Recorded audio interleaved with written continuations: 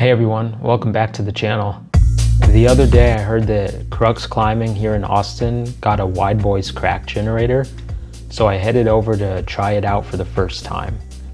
This was actually the main reason I brought my trad shoes to the bouldering gym, and seeing the 512 roof crack in person was pretty impressive. Honestly, that was enough to inspire me to project it. Here you can see how the nearly 15-foot crack tapers and changes, going from a wide fists to narrowing into this uncomfortable thin hand section. I was also surprised to find that inside of the crack there's a rubber lining, so it didn't sand the backs of my hands like I thought it would.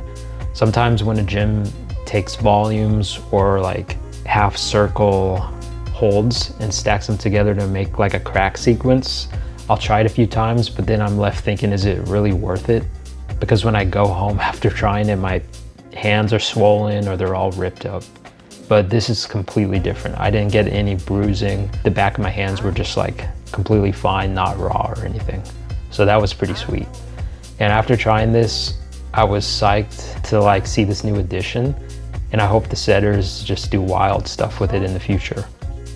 Anyways, at first I thought I could swim through it because I've done vertical cracks a good amount of times and I've done plenty of roofs. I've bouldered a ton of roofs. But this was my first time trying a roof crack like this. And honestly, I got totally shut down on the first day because I didn't have the right technique down. Then I realized I needed to tweak how I was positioning my body while hanging in the crack.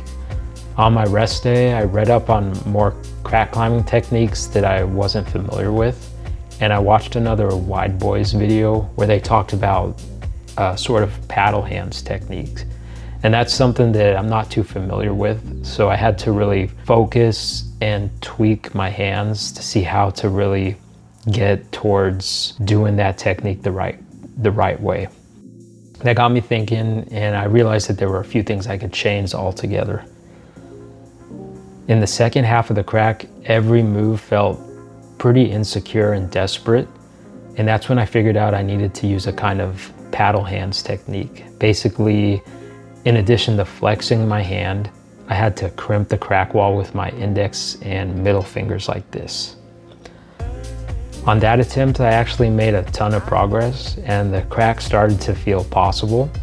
So I grabbed a tiny piece of chalk and I made a little tick mark to see if I could at least make it past that point again. When I went for the send, I had to remind myself to keep breathing while staying rigid, like keeping constant tension to stop my body from swinging out of the roof crack, which already felt insecure, you know? The start is the easiest part because I can sink a solid overhead fist jam with my thumb engaged, then follow up with a left underhand fist. From there, I just focus on sliding my feet and torquing my legs to keep that body tension. Once the crack narrows though into thin hands, I can't wrap my thumb under anymore. So I flex it as best as I can and cup my hands so that my knuckles press against the back of the crack. I'm also forcing my index and middle fingers into this insecure open crimp position to cling the inside of the wall. It feels desperate, but if I keep inching forward, sliding my hands the same way, keeping my feet moving, breathing, and staying tight, I can make steady progress.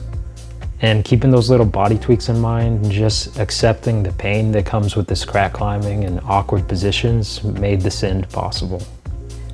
If you're wondering, there's a V10 extension on the other side, but that's for another time. If you've enjoyed this problem-solving video on a unique climb, then drop a like and subscribe for more sessions like this one. If you're an Austin climber and have climbed this crack at Crux, let me know.